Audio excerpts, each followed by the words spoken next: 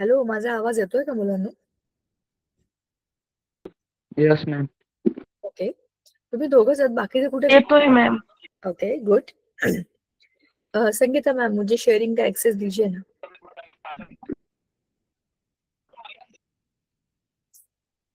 बाकी सगळे कुठे गेले आपले 9th स्टँडर्ड अभ्यासू मुलं? काय माहिती मॅम, मागच्या क्लासला पण खूप कमी होती. हा, पण तुमची एक्झाम सुरू झाली आहे का? नाही अजून. मग काय करतात सगळे आता या वेळेला? का पिक्चर वगैरे गेले? मॅम दररोज एक क्लास असतो ना, मग आज एक क्लास नंतर लेट झाले. बरोबर. आता सध्या वर्षाचा शेवट आहे ना, सगळं शिकवून झालंय तर रिव्हिजन सुरू होईल. सो त्याच्यामुळे असेल, थोडस जरा होत असेल. संगीता मैम, मुझे शेयरिंग का एक्सेस दीजिए ना.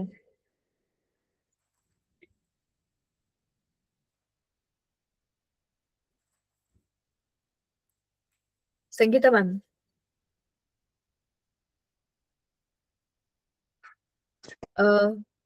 Hello Sangeeta ma'am.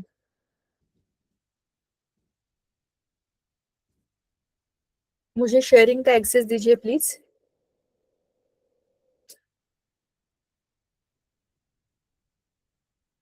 एक मिनिट, त्यांना सांगूया.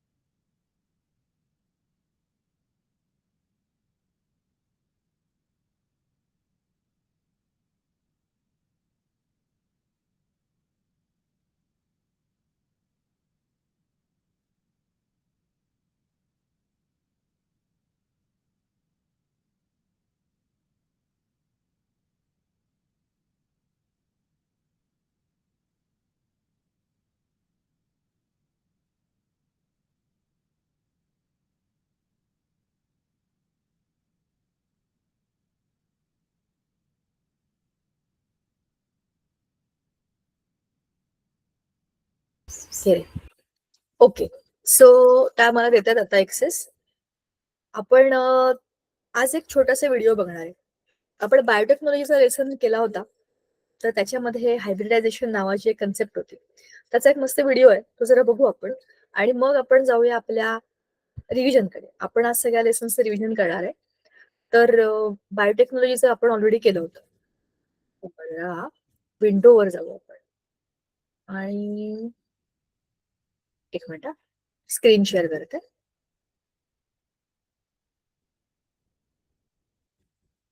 बघा, तुम्हाला आवाज येतोय का मला सांगा.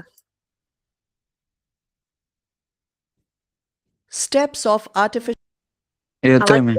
हा, ओके, बघा. hybridization. Aim to perform emasculation, bagging and tagging for controlled pollination. Materials required: ornamental potted plant bearing bisexual flowers, plastic bag with minute pores, scissors, thread, brush, paper, male flower. Procedure: select a flower in bud condition where anthesis has not occurred. Open the bud carefully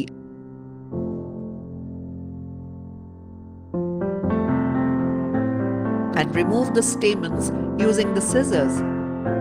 This process is called as emasculation. Cover the emasculated flower with a plastic bag to protect it from undesired pollen. This is called as bagging.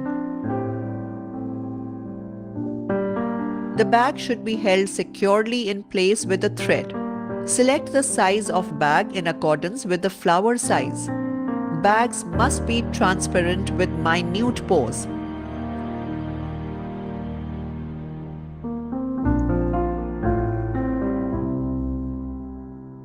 On the next day, remove the bag. Bring into the physical contact anthers of a desired male flower containing mature pollen grains with the stigmatic surface of emasculated female flower. Use a brush if necessary to dust the pollen. Cover the pollinated flower again with the bag immediately. This is called as rebagging. For identification, label on a piece of paper with the details such as date of emasculation, date of pollination, female parent and pollen parent. This step is called as tagging.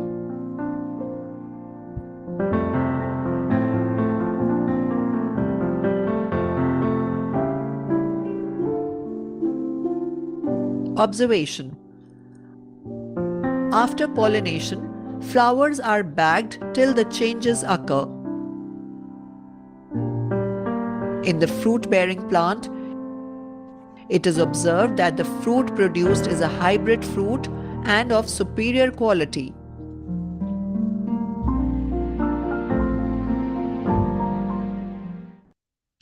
हे जे आपण आता बघितलं ना, हेच तुम्हाला मी माझ्या garden मध्ये झालेल्या चुकून झालेल्या हायब्रिडायझेशनच्या एक्सपेरिमेंट मध्ये सांगितलं होतं. तुम्हाला आठवत आहे का? See I will show you the photo. त्या दिवशी पण मी दाखवला होता, पण आता तुम्हाला परत दाखवावं असं वाटतंय मला, कारण सेम एक्सपेरिमेंट पण आपोआप झालेला एक्सपेरिमेंट येतो. जरा मोठा करून बघू. हे बघा, हे दिसतंय का जास्वंदाचं फुल? हे एकदम पिंक, डार्क पिंक होतं. तुम्हाला सांगितलं होतं त्याच्यात गोकर्णाच्या वेली त्याच्यावर चढल्या होत्या, तर अर्ध्या पाकळ्या पांढऱ्या झाल्यात बघा त्याच्या. आणि एक गुलाब, म्हणजे हे गुलाब आहेत हे सोडून द्या, डार्क गुलाबी रंगाच्या फुलांमधला एक फुलाचा रंग हा पांढरट गुलाबी, म्हणजे एकदम लाईट गुलाबी झाला होता. तर हे खरं खरं झालं होतं माझ्याच गार्डन मधलं. यावर्षी परत मी दुसरी डार्क लाल रंगाची आणि त्याच्यावरती गोकर्णाची अशी लावून बघणार आहे. तर सांगायचा मुद्दा असा आहे की हे असं होतं जे आपण चित्रामध्ये, व्हिडिओमध्ये बघितलं ते हायब्रिडायझेशन आहे. आणि तसंच हायब्रिडायझेशन खरं खरं होतं. आपण बायोटेक्नॉलॉजीच्या लेसन मध्ये आणि हेरिडिटी व्हेरिएशन मध्ये याच्याबद्दल चर्चा केलेली आहे. तर आज आपण जे डिस्कशन करणार आहे ते आहे आपल्या रिव्हिजन बद्दलचं. And now I am going to start with the lesson and we will quickly revise the lesson. Life processes मधला सगळ्यात महत्वाचा भाग जो आहे transportation system. We know that transport या शब्दाचा अर्थ आहे इकडून तिकडे वाहून नेणे, म्हणजेच काय, यातायात. थोडक्यात त्याला आपण म्हणतो परिवहन, एका ठिकाणून दुसरीकडे घेऊन जाणे. परिवहन, बसचं नाव पण आहे ना परिवहन, बरोबर? कारण काय, एका ठिकाणून दुसरीकडे लोकांना घेऊन जाणं, सामान घेऊन जाणं, ह्या सगळ्या गोष्टींमध्ये वहन करणं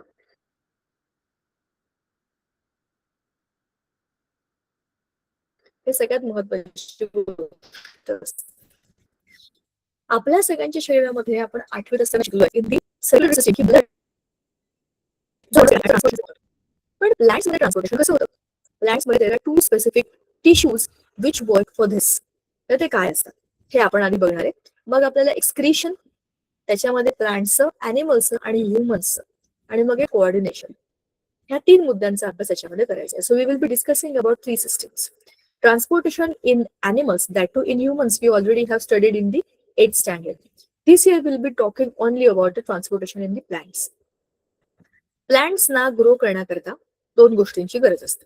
plants are living organisms, living things. तर त्या लिव्हिंग थिंग्स मध्ये पण जसं आपल्याला हवं तसं त्यांना पाणी हवं, त्यांना फूड हवं. द व्हेरी इम्पॉर्टंट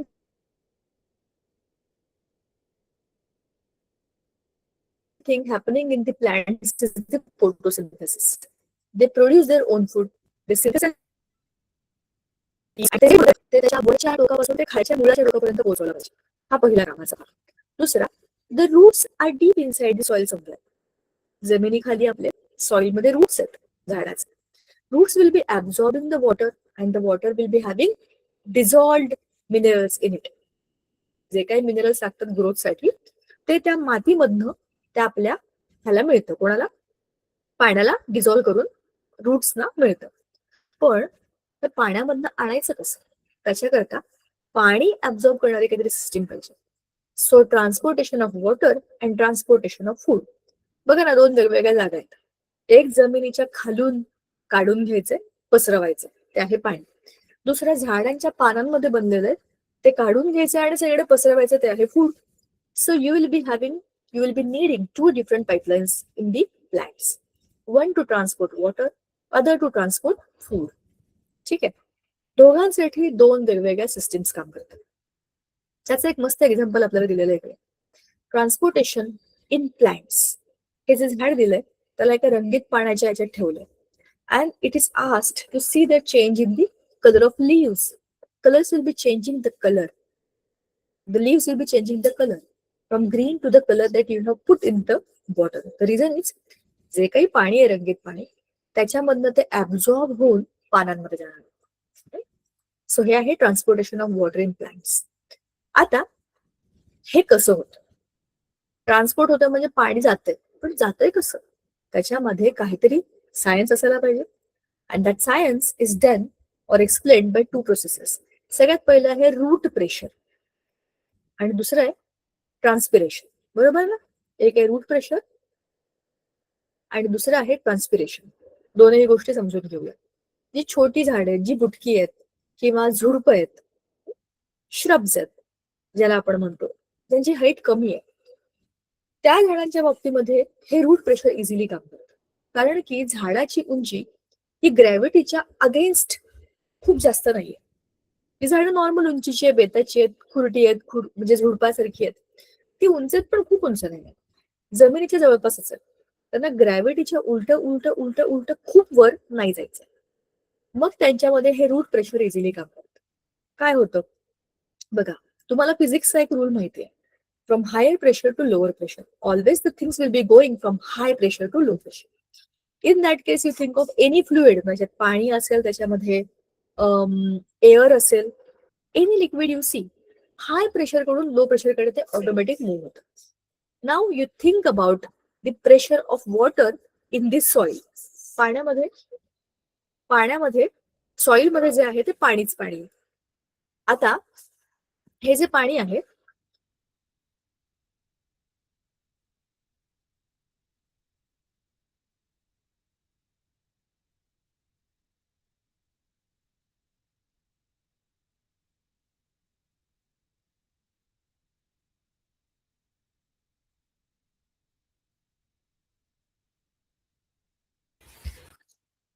तर सॉरी फॉर द डिस्टर्बन्स.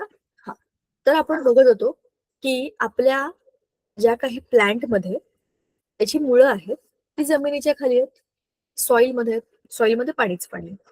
हे जे पाणी आहे हे हाय प्रेशर कडून लो प्रेशरकडे ऑटोमॅटिक येईल. रूट्सच्या मध्ये पाणी नाही आहे ना. रूट्सच्या मध्ये जे सेल्स आहेत ते नॉर्मल लिव्हिंग सेल्स आहेत, just like all other cells. त्याच्यामध्ये सायटोप्लाझम आहेत, बाकीचे सेल ऑर्गनल्स आहेत आणि हे ॲनिमल सेल्स आहेत. तर त्याच्या रूट्सच्या आजूबाजूला पाणी आहे पण आतमध्ये पाणी नाही. सॉरी, हे प्लांट सेल्स आहेत, ॲनिमल सेल्स नाही, प्लांट सेल्स आहेत. तर ह्या सेल्सच्या आजूबाजूला पाणीच पाणी. तर ते पाणी ऑटोमॅटिक आत जाईल from high pressure to low pressure. आता पहिल्या सेलमध्ये पाणी आहे पण वरच्या सेलमध्ये पाणी नाहीये. Again from high pressure to low pressure it will be moving up. आणि ह्या सगळ्या सेल्सच्या सेल वॉलमध्ये सिलेक्टिव्ह परमिबिलिटी असते. खालून वर, वरून वर, वरून वर आपोआप पाणी चढवलं जातं. त्याला म्हणतात capillary action. So it is going automatically up, slowly but continuously. ह्याच्याकरता झाडाला कुठलीही एक्स्ट्रा एनर्जी लावावी लागत नाही. रूट प्रेशरने पूर्ण झाडाच्या शेवटच्या टोकापर्यंत प्रत्येक सेलकडे पाणी पोहोचवलं जातं. And the special type of tissues working for this are the xylem. झायलमचं काम आहे ती पाईपलाईन त्याच्यामधनं पाणी घेऊन जाणं. जसं आपल्या गार्डनमध्ये पाण्याचा पाईप आहे, तुम्ही नळ सुरू केलात की त्या पाईपातनं पाणी झप झप झप झप झप सगळीकडे पसरतं. तुम्हाला जिकडे टाकायचं तिकडे ते जातं. हे का होतं? कारण की you are giving the pressure आणि त्या प्रेशरमुळे ते ढकललं जातंय पुढे पुढे पुढे. बरोबर? असंच खालच्या सेलच्या प्रेशरकडनं वरती वरती वरती वरती पाणी आपोआप चढलं जातं. ह्याला म्हणतात root pressure. then the second thing is transpiration or transpiration pull. आता आपण बघितलं ही केस होती छोट्या बुटक्या किंवा लहान आकाराच्या झाडांची. But what about the very big trees, huge trees, खूप जास्त उंची असलेल्या मोठ्या मोठ्या वृक्षांच्या बाबतीत काय होईल? ह्या झाडांची उंची खूप जास्त आहे. उंची खूप जास्त म्हणजे ते ग्रॅव्हिटीच्या अगेन्स्ट पाण्याला इतक्या वर वर वर वर चढवत नेणार आहे. हे इतकं सोपं असेल का? नो. पण ह्या झाडांच्या बाबतीमध्ये आता उलटी सिस्टीम चाललेली आहे. वरती काय होतं? रूट प्रेशर मध्ये काय होतं? रूट कडून आलेल्या पाण्याच्या प्रेशरनेच पाणी वर चाललंय. आता इकडे मजा अशी आहे, उंच झाडांमध्ये, लांब पसरलेल्या झाडांमध्ये लांब लांब त्यांची पानं आणि ह्या पानांना खूप जास्त प्रमाणामध्ये पाणी लागतं. ही पानं काय करतात? फोटोसिंथेसिस करतात. Photosynthesis is the process of making the food. You think of the chemical reaction of photosynthesis. त्या फोटोसिंथेसिस मध्ये C6H12O6 हे बनतंय. त्याच्यामध्ये पाणी घेतलंय, त्याच्यामध्ये कार्बन डायऑक्साईड घेतलंय, त्याच्यामध्ये सनलाईट आहे आणि क्लोरोफिल आहे. ह्या सगळ्यामुळे तुमचा बनला ग्लुकोजचं molecule and it is also giving oxygen. बरोबर? खूप जास्त प्रमाणामध्ये पाणी घेतलं, वापरलं, पण जे एक्स्ट्रा पाणी आहे त्याची वाफ बनते. आणि तुम्हाला माहितीये पानांच्या खालच्या बाजूला स्टोमॅटो असतो. स्टोमॅटो म्हणजे त्या पानांचं नाक आहे. एक्सचेंज ऑफ गॅसेस तिकडनं होत असतं. तर त्या पानांच्या त्या होल मधून कार्बन डायऑक्साईड बाहेर सोडला, आपलं कार्बन डायऑक्साईड ऍब्झॉर्ब केला जातो, ऑक्सिजन बाहेर सोडला जातो आणि ही पाण्याची वाफ पण बाहेर टाकली जाते. खूप जास्त झाडांच्या आजूबाजूला खूपदा तुम्हाला ना असं दमट वाटतं. आणखी एक प्रश्न मला तुम्हाला विचारायचा होता. आपण जेव्हा आपली वॉटर सायकल काढतो, समुद्र, पाण्याची वाफ, वाफेचे ढग, ढगांमधनं पाऊस, पावसाचं पाणी, पाणी समुद्र, असं चक्र काढतो. बरोबर? ह्या चक्रामध्ये कुठेही झाडं नाहीयेत. तरीही आपण जे म्हणतो झाडं लावा म्हणजे पाऊस पडेल. जलचक्राच्या कुठल्याही चित्रामध्ये तुम्ही बघा एकही झाड नाहीये. ह्या सगळ्या प्रोसेसमध्ये झाडं नाहीच आहेत. झाडांचा आणि पावसाचा काय संबंध? संबंध हाच आहे. झाडं खूप मोठ्या प्रमाणामध्ये जमिनीमध्ये अडकलेलं पाणी ऍब्झॉर्ब करतात, ते पाणी वापरतात आणि त्याची वाफ करून बाहेर टाकतात. म्हणून जिथे खूप झाड आहेत त्याच्या वरती खूप सारी पाण्याची वाफ असते. वर गेलेली पाण्याची वाफ कंडेन्स होते आणि तिथे परत पाऊस पडतो.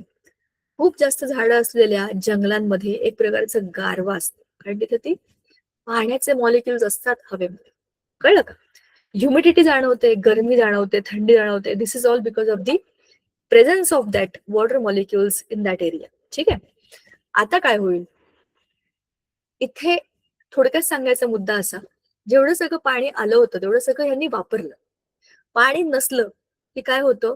जिवंत राहण्याकरता ते पाणी खेचून घेतात. खालून पाणी येतंय, खाली थोड्याशा उंचीपर्यंत पाणी येणारच आहे.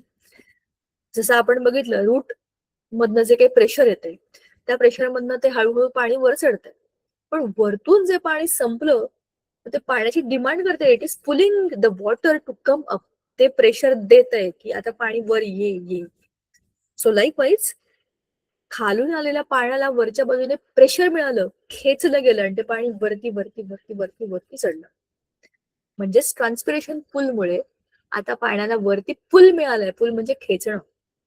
जेवढं पाणी आलं त्यातलं वापरलं, बाहेर टाकलं, आता रिकामं झालं, परत ते खेचून घेतलं म्हणजे खालचं पाणी पुन्हा वर आलं. सो अशा पद्धतीने मुळांपासून वरच्या टोकापर्यंत सगळीकडे पाणी पोहोचतं. त्याला म्हणतात ट्रान्सपिरेशन पुल. उंच झाडांनी स्वतःचं डोकं लावून स्वतःचा प्रॉब्लेम सॉल्व्ह केला. छोट्या झाडांना ऑटोमॅटिक त्या रूट प्रेशरमुळे पाणी मिळतच होतं. पण कुठल्याही प्रकारचं झाड असू द्या, त्याला पाण्याची गरज असते आणि ते पाणी त्याला बरोबर मिळतं. आता इथे एक इंटरेस्टिंग गोष्ट जरा ती वाचूया आपण. Transpiration helps in absorption of water and minerals and distribution to all parts of the plant, whereas root pressure performs the important role of pushing the water up during the night time. हे सगळं रात्री होतं. रात्री पाईपातनं पाणी वर चढतं, दिवसभरामध्ये ते वापरलं जातं, परत जे रिकामं झालं तर रात्रीतनं भरून जातं. रात्रीच्या वेळेला गारवा असतो, देर इज नो सनलाईट.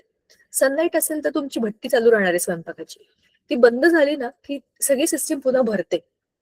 ती वापरली जाते दिवसभरामध्ये, परत रात्रीतनं ती भरते. सो मस्त आहे ना हे काम. आपल्याकडे पण बघा ना, जेव्हा बोरचं कनेक्शन असतं आपल्याकडे आणि ते पाणी वर चढवायचं असतं, मोस्टली आपण हे काम रात्री करतो. रात्री शांतता असते, लाईटाचं जे काही फ्लक्च्युएशन वगैरे असतं ते बऱ्यापैकी कमी असतं. दिवसभरामध्ये खूप कामं सुरू असतात लाईटावरती. ही सगळी कामं संपल्यावरती रात्री लोक ऑलमोस्ट झोपायला गेलेले असतात, त्यावेळेला चांगलं व्होल्टेज असतं, पाणी भरभर भरभर भर चढतं. सेम झाडांच्या बाबतीमध्ये पण तेच आहे. एक इंटरेस्टिंग फॅक्ट दिलेला आहे. The oak tree releases about 1.51 liters of water into the air by the process of transpiration in 1 year. एका वर्षामध्ये ओक, झाडाचं नाव आहे ओक, आडनाव पण असतं, पण हे झाड जवळपास ही झाडं जी आहेत, एक झाड 1.5 लाख लिटर एवढं पाणी हवेमध्ये ट्रान्सपिरेशनने उडवतं आजूबाजूला. Whereas the maize crop in an area of 1 acre gives about 11,400 to 15,100 liters of water per day. एका दिवसामध्ये. मक्याची शेती, तुमच्यापैकी किती लोकांकडे मक्याची शेती आहे रे, किंवा आजूबाजूला आहे, किंवा तुम्ही पाहिलीये? आहे का? मक्याला खूप पाणी लागतं का? हो मॅम. तसंच केळांना पण खूप पाणी लागतं म्हणे, मी ऐकलंय. केळीच्या बागांच्या इकडे खूप पाणी लागतं. असे कोणते कोणते झाड आहेत ज्यांना खूप पाणी लागतं? खूप पाणी लागतं म्हणजे ते खूप पाणी घेतात, ते खूप ट्रान्सपिरेशन करतात. पाणी घेतात म्हणजे काय, आपल्याला टाकायला लागतं ना ते पाणी. तर अशा अनेक रोपांना जास्त प्रमाणामध्ये पाणी लागतं. मग विचार करा ते किती ट्रान्सपिरेशन करत असतील. असे आता प्लांट्स मधला transportation of food and other सबस्टन्सेसचा पाळ्याचं आता आपण डिस्कशन केलं. Now let us talk about transportation of food and other substances in the plants. The food produced in leaves is transported to each cell in the plant body. Excess food except amino acids is stored in the roots, fruits and seeds. And this process is called as translocation. जे food store झालंय ते सगळीकडे पसरवलं पाहिजे की नाही. मग आपल्या फ्रुट्स मध्ये, सीड्स मध्ये, रूट्स मध्ये एक्सेस अमायनो ऍसिड वालं जे फूड आहे ते जमा होतं आणि बाकी सगळीकडे पसरवलं जातं. विचार करा ना, फळाला वाढण्याकरता, सीड्सना जर्मिनेट होईपर्यंत जगण्याकरता, आणि रूट्सना पण वाढण्याकरता. रूट्स मध्ये पण स्वतःचं फूड आहे बघा. आपण जे खातो, मुळं खातो, गाजर, बीटरूट, ही मुळंच आहेत ना, त्याच्यामध्ये ती एक्सेस अमायनो ऍसिड, त्यातली जे फूड एनर्जी आहे ती जमा केलेली आहे, बरोबर. सो त्याच्यामध्ये स्टोर्ड आहे आणि बाकी सगळ्या ठिकाणी ते एनर्जी, फूड एनर्जी पोहोचवली जाते bye the process of translocation. आता अपवर्ड आणि डाऊनवर्ड अशा दोनही दिशेला फूड आपल्याला न्यायचंय. पानं मध्येच आहेत, त्या पानांमधनं हे पाईपलाईन वरती खाली इकडे तिकडे पोहोचवायचंय आपल्याला. मग हे काम करतं फ्लोएम. फ्लोएम हा एक स्पेशल टिश्यू आहे, त्याचे 4 सबटाईप्स आहेत, जे काय असतील, पण ते आपल्या आपल्या पद्धतीने काम करतात. It is not a simple physical process, it requires energy. ह्या ट्रान्सलोकेशनसाठी जसं पाणी जातं की नाही आपोआप, तसं हे आपोआप जात नाही. ह्याला एनर्जी खर्च करावी लागते आणि ही एनर्जी एटीपीच्या फॉर्म मध्ये मिळते. Whenever food material like sucrose is transported towards a part of the plant via the phloem with the help of ATP, the water concentration decreases in the part. जेव्हा आपण त्या भागामध्ये फूड देतोय तेव्हा तिथलं पाणी कमी होतं. As a result, water enters the cell by the process of diffusion. पाणी कमी झालं की तिथे पाणी डिफ्यूज होणार बाहेरून आत. The pressure on the cell wall increases due to the increase in the cellular content. त्या सेल मधल्या पाण्याच्या प्रेशरमुळे इकडे पाणी जास्त, इकडे पाणी कमी, आपोआप पाणी ट्रान्सपोर्ट होणार आहे. Due to the increased pressure, food is pushed into the neighbouring cells where the pressure is low. High pressure to low pressure food पण जाईल. कधी जाईल? एका सेलमध्ये फूड स्टोअर्ड आहे, त्याच्यामध्ये जास्त प्रेशर आहे. वरच्या सेलमध्ये फूड कमी आहे, नाहीच आहे, तर ते आपोआप high pressure to low pressure असं फूड जातं. ठीक आहे. This process helps the phloem to transport the material as per the need of the plant. During flowering season, the sugar stored in the root or stem is transported towards the floral buds to make them open and blossom. किती मस्त गोष्ट आहे बघा ना. आपल्या झाडाच्या ज्या पार्टला आता जास्त गरज आहे एनर्जीची, तिकडे स्टोअर्ड फूड चाललंय. फ्लॉवरिंग सीझन मध्ये जेव्हा फुलं उमलली जातात त्या सीझन मध्ये the sugar stored in the roots or the stem, त्या झाडाच्या स्टेम मध्ये किंवा त्यांच्या मुळामध्ये जी काही एनर्जी किंवा जे काही शुगर, एनर्जी म्हणजे शुगर जी काही स्टोअर केलेली आहे ती आता त्या कळ्यांकडे, फ्लॉवरिंग बर्ड्स कडे दिली जाते, जेणेकरून त्यांना ती एनर्जी मिळेल, त्या उमलतील आणि त्याच्यामधनं जे काही पॉलिनेशन वगैरे आपण बघितलं ना त्या व्हिडिओमध्ये, पॉलिनेशन होईल, त्याच्यानंतर ते सेक्शुअल रिप्रोडक्शन मध्ये एक छोटा झायगोट बनेल आणि मग त्याच्यामधनं एक सीड बनेल, त्या सीड मधनं नवं प्लांट बनेल. हे सगळं कशासाठी चाललंय? To continue the race. आपलं झाड टिकावं म्हणून हे केलं जातं. भारी गोष्ट आहे की नाही? Plants are very very very very smart. आपण असं म्हणतो humans are the smartest animals, but think about the plants, what kind of development they have done in them, आणि कशा पद्धतीने ते जगतायत ना, कसलं भारी आहे हे सगळं. आता एक्सक्रिशन, जसं आपण म्हणालो की आपल्याला आपलं घर हे स्वच्छ ठेवलं तर बरं वाटतं. किती लोकांना घर स्वच्छ ठेवायला आवडतं? किती लोकांना त्याचं कपाट आवरायला आवडतं, शूज जागच्या जागी ठेवायला आवडतात, वह्या पुस्तकं नीट ठेवलेली, कपाट एकदम रचून ठेवलेलं. असं कोण आहे तुमच्यापैकी? सांगा. हँड रेस केलेला दिसतोय कोण? बघायला पाहिजे कोण आहे. राजवीर आहे. बाकी सगळे माझ्यासारखे लोक आहेत का? असं काही नाही, मलाही आवडतं, पण मला फक्त तेच काम करायला आवडत. अजून पण आहे का कोणतरी सिस्टमॅटिक काम करणारे लोक? ओके, मयूर, बरं, चांगली गोष्ट आहे, व्हेरी गुड. ही सवय सोडू नका. तर ह्याच्यामध्ये काय आहे, आपल्याला सगळ्या गोष्टी नीटनेटक्या ठेवल्या की एक व्यवस्थितपणा येतो. जे नको आहे ते वेळच्या वेळी आपण टाकून देतो, क्लीन करतो. जेव्हा आपण 2-4 दिवस घरी नसतो, बाहेर जातो, गावी जातो आणि घरी परत येतो 4-5 दिवसानंतर, तेव्हा तुम्ही घर बंद असेल तरी पण अनुभवलंय का घरामध्ये माती जमा झालेली असते, म्हणजे धूळ आलेली असते कुठून तरी, मग तुम्हाला घराची साफसफाई करावी लागते. म्हणजेच काय, थोडक्यात असं आहे की आपल्या घरामध्ये कचरा हा होतच असतो. तुम्ही ते घर वापरलं तर त्याच्यामध्ये जास्त कचरा होतो. साधी गोष्ट आहे, भाजी जरी आणली ना बाहेर तरी पण त्याच्याबरोबर एक पिशवी येते रिकामी प्लास्टिकची. तुम्ही नाही म्हणलं तरी पण कोणत्या तरी एका गोष्टी तरी पिशवी येतेच. फळं तरी वेगळी ठेवा, अमुक तरी वेगळं ठेवा, म्हणून ते काहीतरी करून येतच. साधं चॉकलेट तुम्ही खाल्लं ना विकत आणून, तरी त्या चॉकलेटला वरती रॅपर येते प्लास्टिकचे. तर तुमच्या नकळत तुम्ही घरामध्ये खूप कचरा तयार करत असता. तुमची इच्छा नसेल तरी तो आपोआप बनतो. तुम्ही विचार केला की जाऊ दे यार, काय रोज घर झाडा, रोज घर पुसा, पडू द्या असंच. तुम्ही तो आजचा कचरा असाच ठेवून द्या. विचार करा, तुमचं घर कचरा पडलेला आहे, सामान पडलेलं आहे, तुम्ही ते आवरून ठेवताय, मध्ये मध्ये कंटाळताय, झोपताय, उठताय, टाइमपास करताय. जर तुम्ही खूप दिवस केलं तर तुमच्या घराचा उकिरडा होऊन जाईल. संबंधच येत नाही की तुम्ही अशा घरामध्ये राहू शकाल. कोणीच राहू नाही शकणार की घाणेरड्या शाबी घरामध्ये. Nobody would like to stay. The reason is the cleanliness will be minimum. तिथे कचरा जमा होईल आणि ते खूप खराब होईल, राहण्यासारखं राहणारच नाही. म्हणजेच तो कचरा आता आपल्याला त्याची विल्हेवाट लावायला पाहिजे. जे आपण आपल्या घराच्या बाबतीत करतो तेच आपल्या शरीरामध्ये होतं. आपल्या शरीरामध्ये खूप सारे सेल्स आहेत and all are living cells. त्या लिव्हिंग सेल्सना जगण्याकरता खूप गोष्टी करायच्या असतात. सिंगल सेल अमिबा ज्या ज्या गोष्टी करतो की नाही, त्या सगळ्या गोष्टी आपले सेल्स करतात. Though they are together in our body but still they are single entity. Think about them. एका सेलला रेस्पिरेशन आहे, एका सेलला रिप्रोडक्शन आहे, प्रत्येक सेलला डायजेशन आहे, प्रत्येक सेलला नर्वस सिस्टीमचं कनेक्शन आहे. So they are connected to other cells. जे करा त्यांच्या आयुष्यामध्ये सतत काहीतरी सुरू आहे. जेवढं त्यांचं आयुष्य आहे तेवढं आयुष्य ते काहीतरी कामच करतात.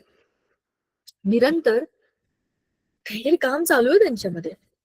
मग त्या प्रोसेसमध्ये खूप सारा वेस्ट जनरेट होतो सेल्समध्ये आणि तो त्याच्या बाहेर टाकला जातो by the process of excretion. आता हे कसं होतं? सगळ्यात सोपी पद्धत, आपल्या बॉडीमधली circulatory system. Blood is everywhere in the body.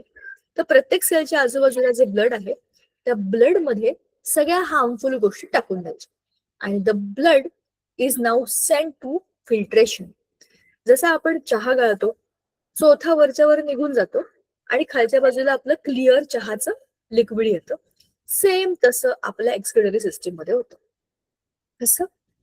Kidneys are the special organs in our body which help to do this work. कसं? बघा, आपल्या ह्या पूर्ण एक्सक्रिटरी सिस्टीम मध्ये कोणते कोणते ऑर्गन्स आहेत? We have 2 bean shaped kidneys. Bean म्हणजे बीन, बिया. त्याच्यानंतर युरेटर आहे, खाली युरेथ्रा आहे. हे सगळं आपण बघू. आधी आपण एक्सक्रिशन इन प्लांट्स हा छोटासा पार्ट तो करून टाकू, मग आपण चित्राकडे जाऊ, ह्युमन एक्सक्रिटरी सिस्टीम कडे जाऊ. प्लांट्स मध्ये एक्सक्रिशन कसं होतं? आधी आपण प्लांट्स बद्दल बोलू. मगाशी आपण जे बोललो की plants are very very smart, तर बरोबर आहे ना. प्लांट्स मध्ये पण अशा खूप साऱ्या नको असलेल्या गोष्टी जमा होतात. मग त्याच्या पानामध्ये जमा होतात, त्याच्या दांड्यांमध्ये जमा होतात, किंवा त्याच्या सालीमध्ये जमा होतात, बरोबर, झाडाच्या सालांमध्ये. आणि एका विशिष्ट ऋतूमध्ये ही पिकलेली पानं आपोआप गळून पडतात. पानांची पण एक लाईफ स्पॅन आहे. दरवर्षी चैत्र ऋतूमध्ये नवीन पालवी फुटते. तोपर्यंत वर्षभरामध्ये त्या झाडाने जो काही वेस्ट तयार केलेला आहे तो पानांचा शेड आउट करण्याचा सीझन येतो. म्हणजे उन्हाळ्याच्या दरम्यान तुम्ही बघा, खूप झाडं तुम्हाला अशी उघडी बोडकी दिसतील. उन्हामध्ये त्यांनी सगळी पानं गाळून टाकलेली असतात. जमिनीमधनं हळूहळू पाणी घेत राहतात आणि जिवंत असतात. आपल्याला असं वाटतं सगळं झाड वाळून गेलं रे, पण ते मेलेलं नसतं. त्याच्या आतमध्ये त्याचा जीव असतो, पण त्याच्या शरीराची शुद्धी करते. किती भारी प्रोसेस आहे ना. वर्षभरामध्ये आपण जे जे काही केलंय त्याला आता बाहेर टाकून देण्याची वेळ आलेली. जे नकोय ते टाकून देणं आणि शांतपणाने काय म्हणतो आपण ध्यानमग्न अवस्थेमध्ये थांबणं, वाट बघणं चैत्राची. जसा चैत्र महिना येतो आपोआप नवीन पालवी फुटते. त्याच्या 1-1.5 महिना आधी ही सगळी प्रोसिजर हलवून टाकण्याची प्रोसिजर केली जाते. दुःख होत नसेल का त्या झाडाला? आपलीच पानं गाळायची, आपल्या शरीरातल्या साली तोडून टाकायच्या, बाहेर टाकून द्यायच्या. या सगळ्यामधनं शरीरातल्या नको असलेल्या गोष्टी झाड बाहेर टाकून देतात. पण ही पानगळ झाली की नवीन पालवी फुटते. नवीन पानांमध्ये नवीन ऊर्जा असते. आणि मग हा उन्हाळ्याचा 2-3 महिन्याचा काळ गेला. बघा, आता चैत्र महिना म्हणजे मार्च महिना. मार्च, एप्रिल, मे या 3 महिन्यातला जो काळ आहे त्याच्यामध्ये झाड तयार होत आहे पुन्हा एकदा. जसा जून महिना येईल किंवा मे जूनच्या आसपास एखादा पाऊस तरी पडतोच. पुन्हा पावसामध्ये मातीतल्या आलेल्या पाण्यामध्ये झाडाला नवी ऊर्जा मिळते आणि पुढचा पावसाळा तर मग झाडाची छान मनसोक्त वाढ होते. हा जो सगळा पालापाचोळा पडलेला असतो की नाही, कोरडा, पानं बिनं सगळं जे काही खाली पडलेलं असतं, बघा तुम्ही बघा, वाळलेली फळं पण खाली पडलेली असतात. सगळ्याच्या सगळं काड्या वगैरे वगैरे सगळं आपोआप गळून पडतं झाडाचं. हे सगळं जमिनीवर पडलेलं पावसाच्या पाण्यामुळे तिकडच्या तिकडेच चिरपून जातं, डिकम्पोज होतं, मातीमध्ये मिसळलं जातं आणि माती पुन्हा त्यातनं सगळी जीवनसत्व घेते, मुळांवाटे, पाण्यावाटे सगळ्या झाडामध्ये पसरवते आणि झाड पुन्हा नव्याने फुलतं. दरवर्षी घडणारी नैसर्गिक क्रिया आहे. पण ह्याच्यामधनं शरीर शुद्धी करून घेतं झाड. आपल्याला त्याच्याकरता ते काय म्हणतात त्याला,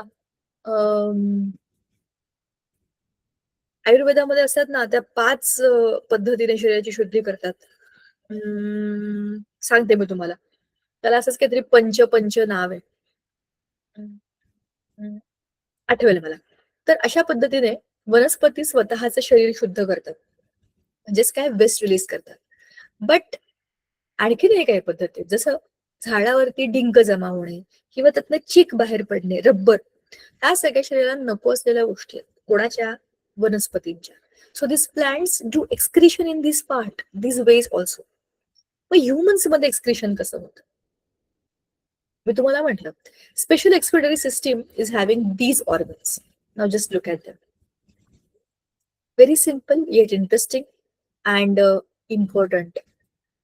आपल्याला माहिती पाहिजे आपल्या शरीरात काय आहे. सगळ्यात इम्पॉर्टंट पार्ट आपल्या एक्सक्रिटरी सिस्टीमचा आहे हा kidneys. These are pair of kidneys.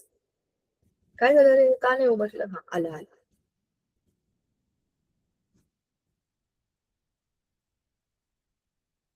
अरे यार, ब्लॅक कलर नाही घेतला पाहिजे.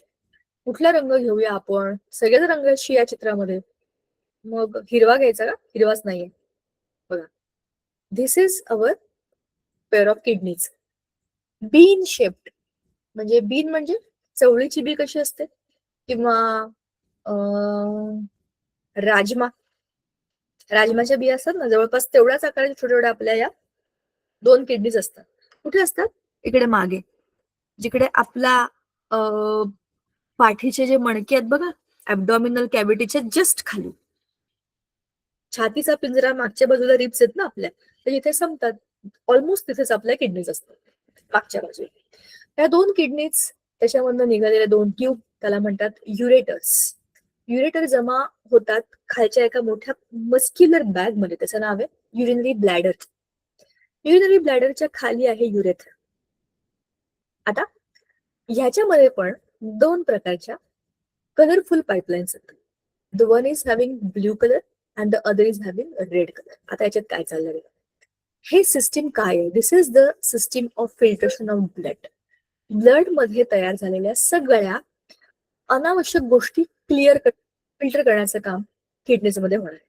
So this blue pipe is carrying the blood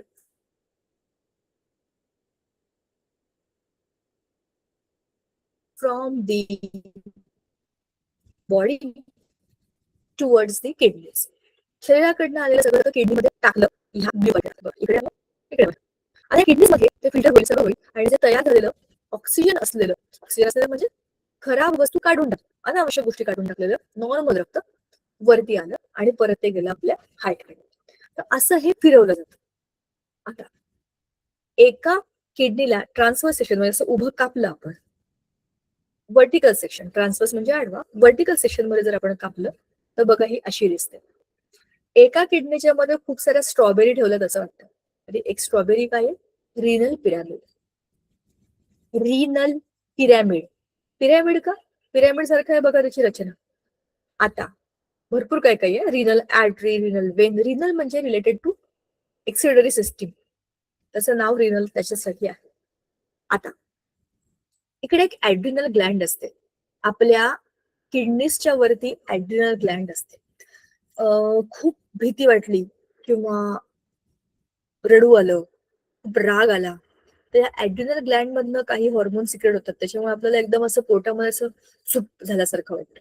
ठीक आहे. सो त्या आपल्या ब्लड मध्ये इकडनं ऍड्रिनल ग्लँड्स त्यांचे हॉर्मोन सिक्रेट करतात. ते नंतर आहे आपल्याला, त्याचा आता काही संबंध नाहीये, पण माहिती असावं म्हणून सांगितलं. आता हे रिनल पिरॅमिड जे आहेत त्याचं तुम्ही जर डिटेल मध्ये स्ट्रक्चर बघितलं तर it's a very complex structure. See, हा एक तुमचा रिनल पिरॅमिड आहे. त्याच्यामध्ये पिवळे पिवळे पिवळे पिवळे लावल्यात ना अशा अशा ट्यूब्स, त्या आहेत आपल्या nephrons. Nephrons are the special cells of the kidney. As we have neurons in our brain, we have nephrons in our kidneys. These are specialized cells. हार्टचं पंप करणारे वेगळे मस्क्युलर सेल्स आहेत, तसंच ब्लडचं फिल्ट्रेशन करणारे हे स्पेशल सेल्स आहेत, त्याला आपण म्हणतो nephrons. Now see how they are connected. ही आहे एक मोठी पाईपलाईन. ह्या पाईपामधनं सगळी युरिन जमा होणार आहे. कुठून आलेली युरिन? प्रत्येक नेफ्रॉन मधून आलेली युरिन. नेफ्रॉनचं स्ट्रक्चर डिटेलमध्ये बघा. हा स्ट्रक्चर आपण इथे आता मोठा करून बघूया.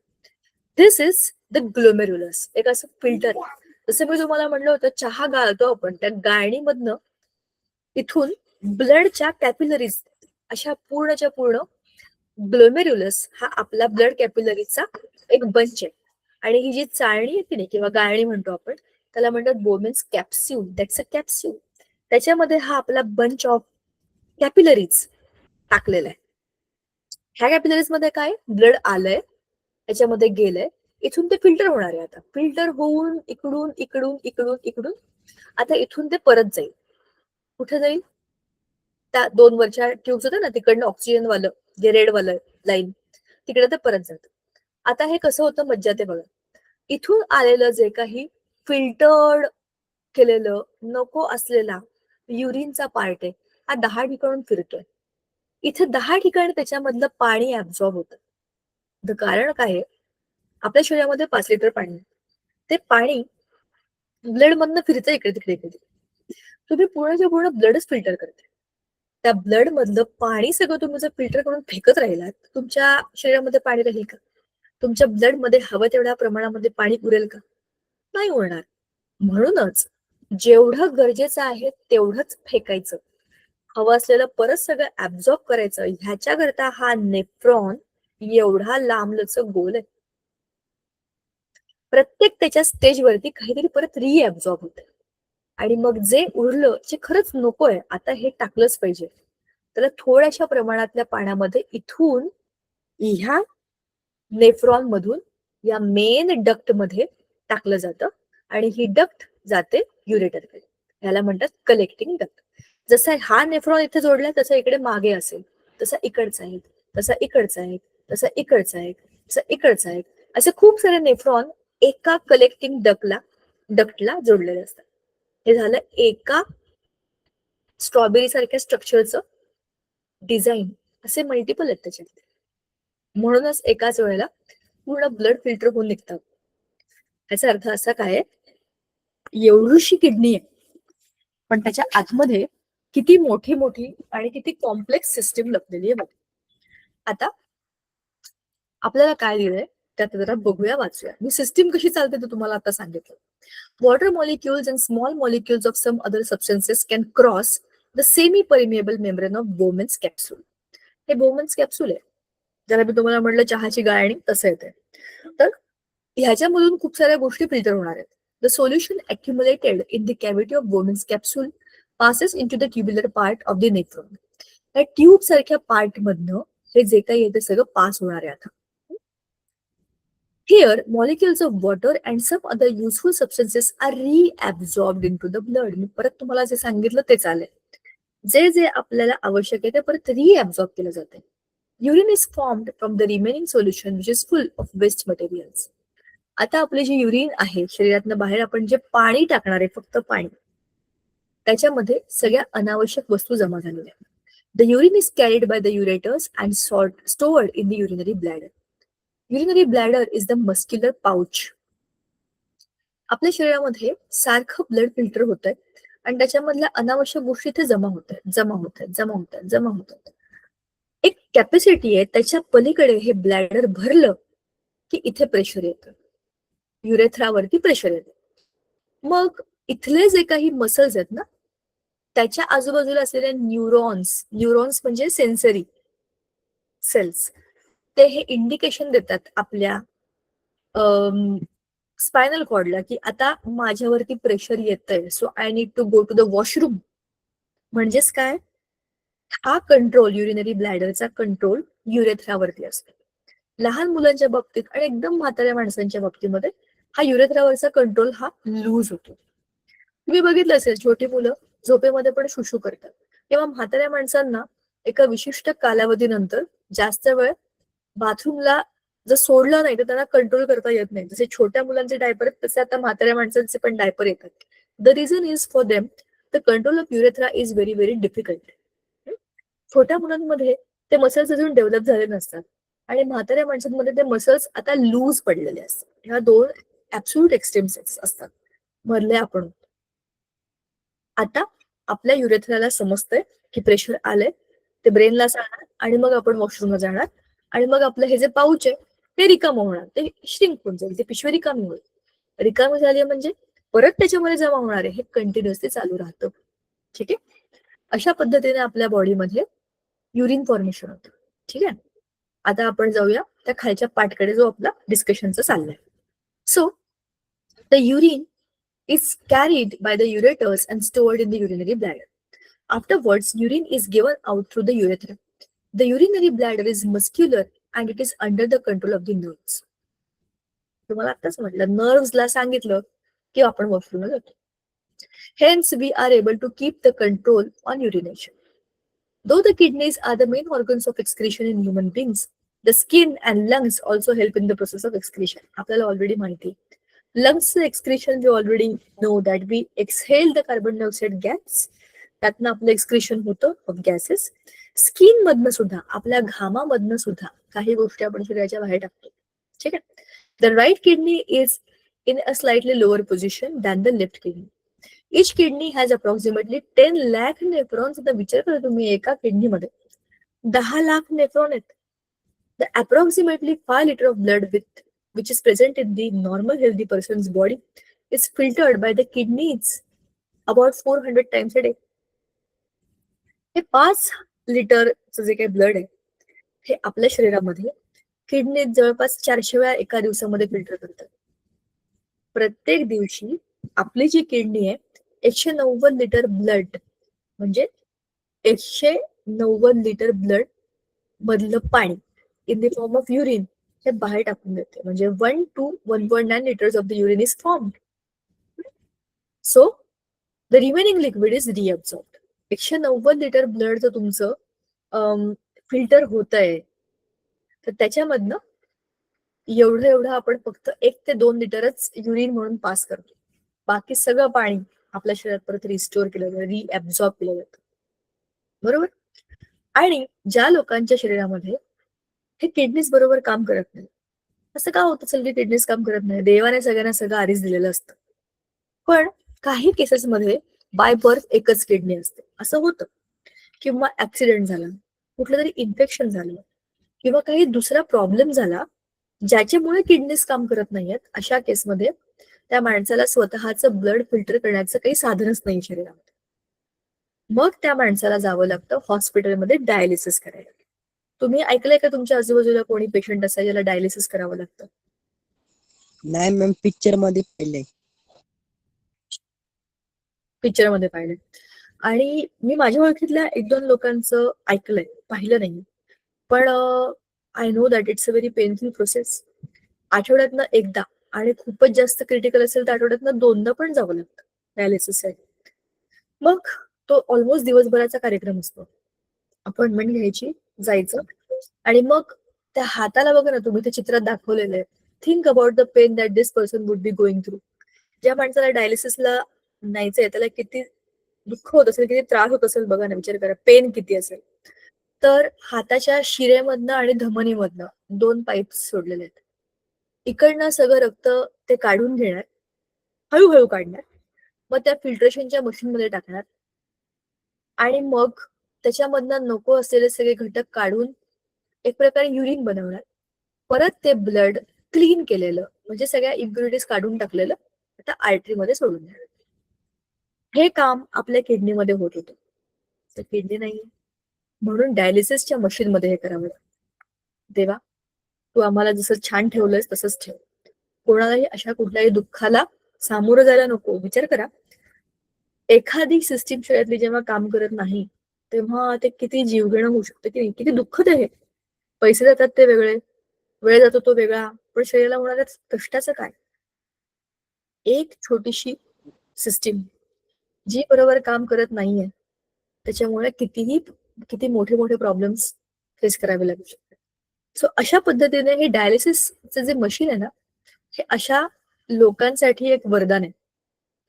जर असं डायलिसिसचं मशीनच नसतं तर ब्लडमध्ये इम्प्युरिटीज जमा होऊन होऊन होऊन होऊन त्या माणसाच्या ब्लडमध्ये इम्प्युरिटीज वाढल्या असते की नाही. जर ब्लडच इम्प्युअर आहे तर तुम्ही कसं सर्व्हाइव्ह करणार? Gradually the person will be very very weak. त्याच्या हालचालींवर, त्याच्या प्रत्येक गोष्टींमध्ये निर्बंध येणार आणि हळूहळू तो मरणार. बिकॉज ब्लडच सगळं तुमचं खराब झालेलं आहे. With impurities and unwanted things in your blood you can't survive. म्हणून डायलिसिस करून त्या लोकांचा जीव वाचवण्याचं मोलाचं काम हे मशीन करतं. ठीक आहे. So the efficiency of kidneys can be adversely affected by injury, infection or decrease blood supply. In case this happens, an excess of toxic substances accumulate in the body and it can lead to death. जे आपण आताच बोललो. If kidneys fail, nitrogenous wastes are separated from the blood with the help of the man-made machine. The process of separating the nitrogenous waste from the blood with the help of this machine is called as dialysis, जे आपण discuss केलं. About 500 ml of blood is sent at one time through this machine. 500 ml blood काढून त्याला filter केलं जातं. परत पुढचं 500, परत पुढचं 500, असं जवळपास 10 वेळेला हे काम करेल. ठीक आहे ना. Purified blood is reinfused into the body of the patient. जे काही ब्लड प्युरिफाय झाले ते परत बॉडीमध्ये इन्फ्यूज करण्याचं काम केलं जातं. As compared to the monsoons and winter, a very small quantity of urine is produced in the summer season. असं का होतं? उन्हाळ्यामध्ये शरीराला पाण्याची गरज असते आणि ते वाचवण्याकरता शरीर पाणी जपून ठेवतं. Coordination we will see in the next lecture. Today we will stop here. आज आपलं excretion in animals and plants animals in case humans is completely discussed. पुढच्या वेळेला भेटू तेव्हा आपण कोऑर्डिनेशन बद्दल डिस्कशन करू. आज आपण थांबूया इकडे. Thank you so much. बाय मुलांनी. Bye Sangeeta ma'am.